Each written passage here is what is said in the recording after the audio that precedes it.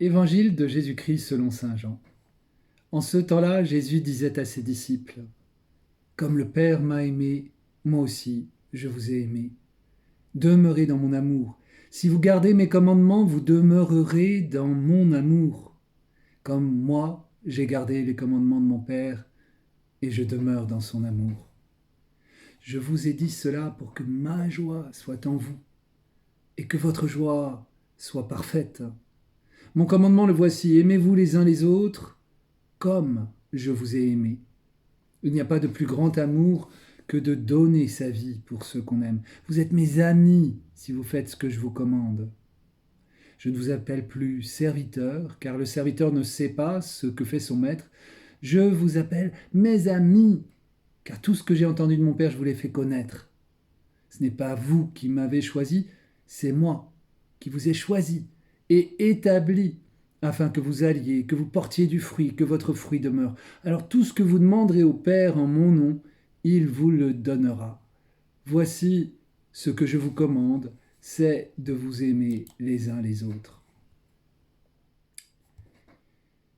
Je vous ai dit cela pour que ma joie soit en vous et que votre joie soit parfaite. Jésus veut nous donner part à sa joie, à ce qui fait sa joie de vivre, à ce qui nourrit sa joie. Et ce qui nourrit sa joie, c'est d'aimer en donnant sa vie pour ses amis. Pour nous, la joie naît de cet amour accueilli dans la rencontre du Christ. Dans ce temps, marqué par l'épreuve de la pandémie où les tentations de déprime peuvent se faire récurrentes, il est bon de méditer sur cette joie que Jésus veut nous partager. Le pape François nous dit que cette joie est le fruit de la rencontre du Christ et qu'elle est la source de l'élan d'évangélisation. C'est pourquoi il a donné le titre même de son exhortation pour l'évangélisation. Il lui a donné le titre de la joie de l'évangile. Écoutez, la joie de l'évangile remplit le cœur et toute la vie de ceux qui rencontrent Jésus. Ceux qui se laissent sauver par lui sont libérés du péché, de la tristesse, du vide intérieur, de l'isolement avec Jésus-Christ. La joie naît et renaît toujours. Dans cette exhortation, dit le pape, je désire m'adresser aux fidèles chrétiens pour les inviter à une nouvelle étape évangélisatrice marquée par cette joie et à indiquer des voies pour la marche de l'Église dans les prochaines années. Voilà, le premier paragraphe de ce texte. Oui, la joie et la paix sont les dons incomparables qui jaillissent de la rencontre avec Jésus ressuscité. L'Esprit Saint que nous attendons dans ces temps qui précèdent la Pentecôte vient renouveler en nous sans cesse l'expérience de cette joie et de cette paix que le monde ne peut pas donner, mais que seul le Christ peut donner. Cette joie de l'accueil du Messie se vit dans la communion avec Jésus, dans cette intimité avec lui, qu'on reçoit dans la prière et dans tous les actes où nous aimons en vérité à la manière de Jésus, c'est-à-dire en donnant notre vie, en inventant ces chemins pour donner notre vie à nos frères. La parole du Christ accueillie en nous et avec lui, et la vie avec lui est source de joie. Je vous dis cela pour que ma joie soit en vous et que votre joie soit parfaite, complète, dit Jésus. Le pape développe ce thème dans la joie de l'Évangile. Notre joie chrétienne jaillit de la source du cœur de Jésus débordant. Il promet aux disciples, vous serez tristes, mais votre tristesse se changera en joie. Jean au chapitre 16, 20. Et il insiste, je vous verrai de nouveau et votre cœur sera dans la joie, et votre joie, nul ne vous l'enlèvera. Jean 16, 22. Par la suite, les disciples, le voyant ressuscité, furent remplis de joie. Le livre des Actes des Apôtres raconte que dans la première communauté, ils prenaient leur nourriture avec allégresse. Là où les disciples passaient, la joie fut vive, dit encore les Actes. Et eux, dans les persécutions, étaient remplis de joie. Un eunuque qui venait d'être baptisé poursuivit son chemin, tout joyeux. Et le gardien de prison se réjouit avec tous les siens d'avoir cru en Dieu. Pourquoi ne pas entrer, nous aussi, dans ce fleuve de joie qui est la vie même avec le Christ? Il y a des chrétiens qui semblent avoir un air de carême sans Pâques, nous dit le pape.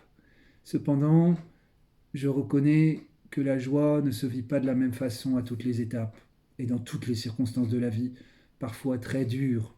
Elle s'adapte et se transforme, et elle demeure toujours, au moins comme un rayon de lumière qui naît de la certitude personnelle d'être infiniment aimé, au-delà de tout.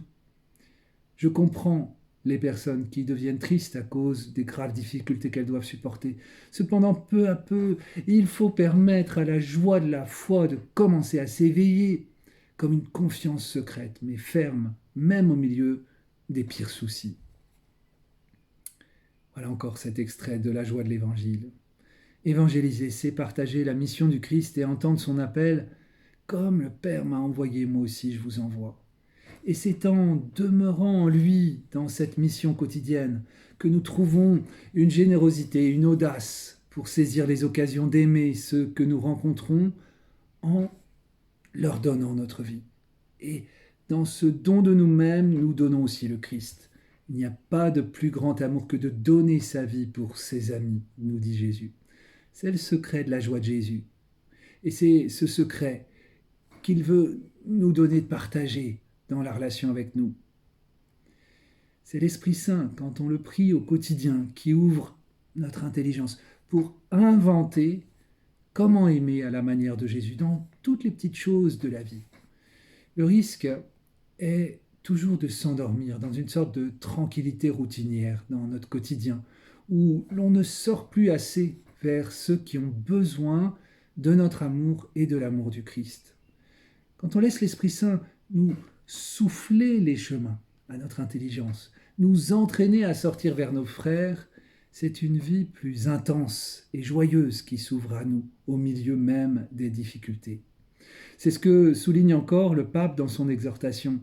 Il nous est proposé de vivre à un niveau supérieur et pas pour autant avec une intensité moindre. La vie augmente quand elle est donnée et elle s'affaiblit dans l'isolement et l'aisance. De fait, ceux qui tirent le plus de profit de la vie sont ceux qui mettent la sécurité de côté et se passionnent pour la mission de communiquer la vie aux autres. Quand l'Église appelle à l'engagement évangélisateur, elle ne fait rien d'autre que d'indiquer aux chrétiens le vrai dynamisme de la réalisation personnelle.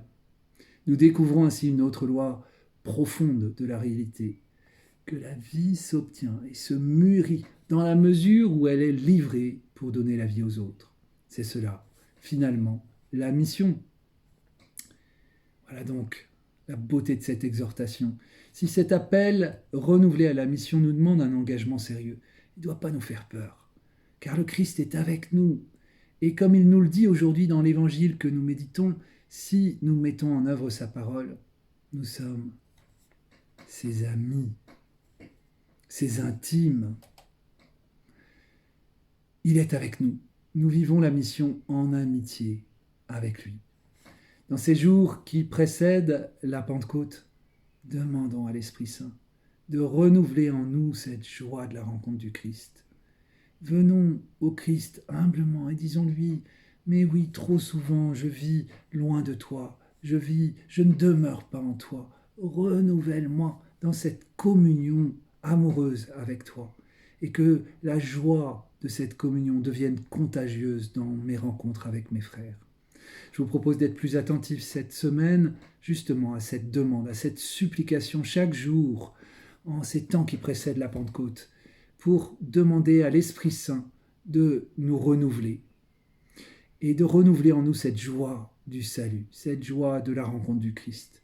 Et puis tout simplement de chercher une occasion, de partager avec une personne cette joie de l'Évangile.